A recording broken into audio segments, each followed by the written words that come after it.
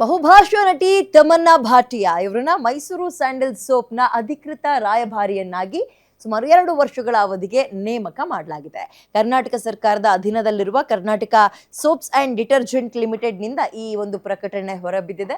Mysuru sandal ಮತ್ತು ಇತರ ಉತ್ಪನ್ನಗಳಿಗೆ ಸುಮಾರು 2 ವರ್ಷಗಳ ಅವಧಿಗೆ ತಮನ್ನಾ ಭಾಟಿಯಾ ಇವರನ್ನ ನೇಮಕ ಮಾಡಲಾಗಿದೆ. ಇದಕ್ಕಾಗಿ ನಟಿ ತಮನ್ನಾ ಭಾಟಿಯಾಗೆ ಬರೋಬ್ಬರಿ 6.2 ಕೋಟಿ ರೂಪಾಯಿ ಸಂಭಾವನೆ.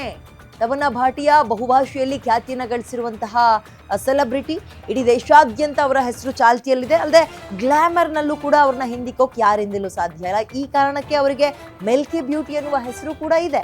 ಅವರನ್ನ ನೇಮಕ ಮಾಡಿಕೊಂಡ್ರೆ ಈ ಬ್ರ್ಯಾಂಡ್ ಉತ್ಪನ್ನಗಳ ಜನಪ್ರಿಯತೆ ಮತ್ತಷ್ಟು ಹೆಚ್ಚಾಗಬಹುದು ಅನ್ನೋದು ಸರ್ಕಾರದ ಆಲೋಚನೆಯಾಗಿದೆ. ಸೊ ಮೈಸೂರು ಸ್ಯಾಂಡಲ್ ಸೋಪ್ನ ಅಧಿಕೃತ ರಾಯಭಾರಿ ಅಂದ್ರೆ ಅದರ ಅಂಬಾಸಿಡರ್ ಆಗಿ ಇದೀಗ ತಮನ್ನಾ ನೇಮಕ ಆಗಿದೆ. ತಮನ್ನಾ ಭಾಟಿಯಾಗೆ ಬರೋಬ್ಬರಿ 6.2 ಕೋಟಿ ರೂಪಾಯಿ ಸಂಭಾವನೆ. 2 ವರ್ಷಗಳ ಕಾಲ ನಮ್ಮ ಮೈಸೂರು ಸ್ಯಾಂಡಲ್ ಸೋಪ್ ಇದೆಯಲ್ಲ, ನಮ್ಮ ನಾಡಿನ ಹೆಮ್ಮೆ ಇದೆಯಲ್ಲ, ಅದಕ್ಕೆ ಇವರು ಅಂಬಾಸಿಡರ್ ಆಗಿರ್ತಾರೆ.